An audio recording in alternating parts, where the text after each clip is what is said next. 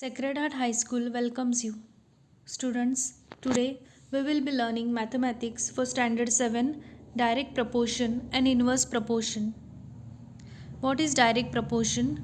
Two quantities are directly proportional if an increase in one quantity corresponds to a constant increase in the other quantity, or if a decrease in one quantity corresponds to a constant decrease in other quantity. Example, the more you eat, the more you grow. The lesser the number of the items, the smaller is the amount you have to pay. So children, this is what is known as direct proportion.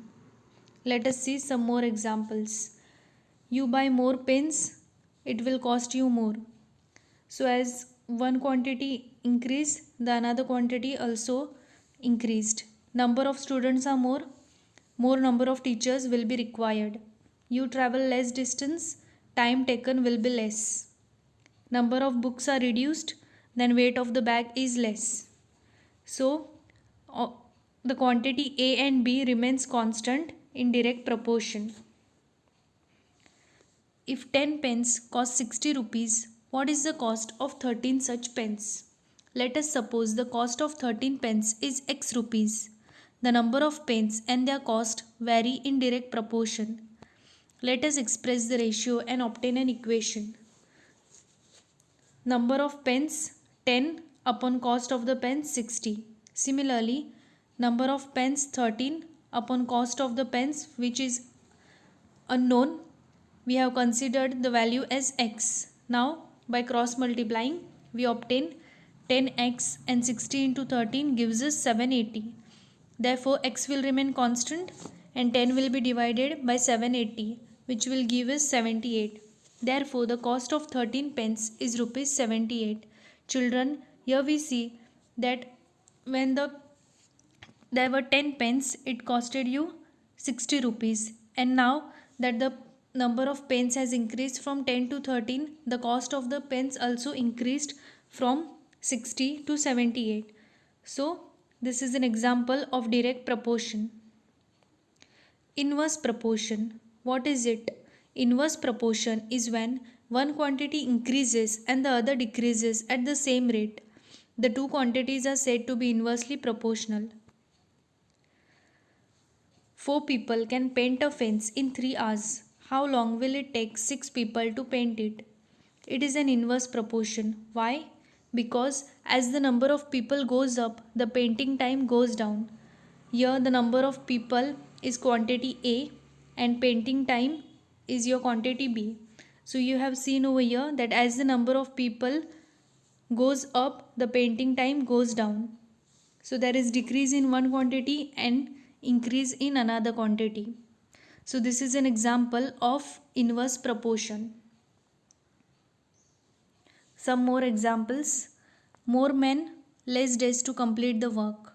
More speed, less time to cover the distance. More vehicles on the road, less road space. Less time per day, more days to complete the work. So children, you see that as one quantity increases, another quantity decreases and vice versa. These are the examples of inverse proportion. 15 workers take 8 hours to build a wall. How many hours will 12 workers need to build the same wall? As the number of workers increases, the number of hours decreases. The number of workers and the number of hours are in inverse proportion. The product of the number of workers and the number of hours needed to build the wall is constant. Let us use the variable x to solve this problem.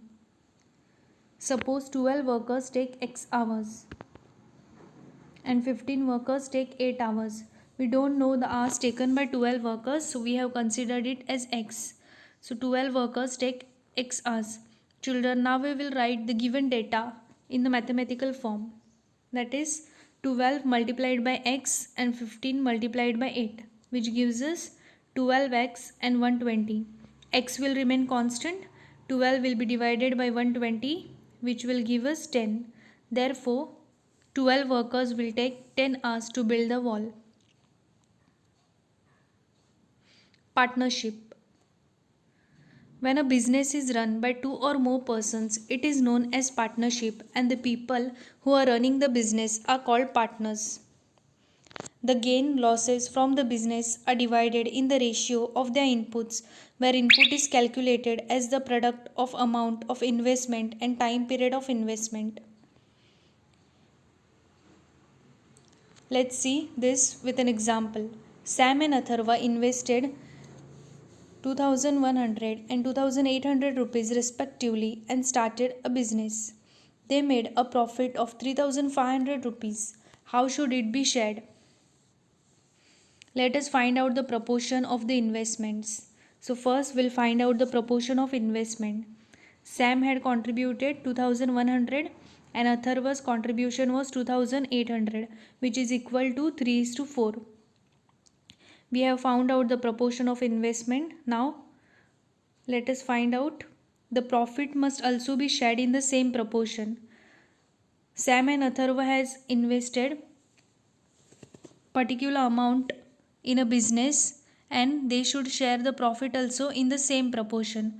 So to find out the proportion of profit, we'll solve the given equation. Let Sam's profit be 3x and that of Atharva be 4x.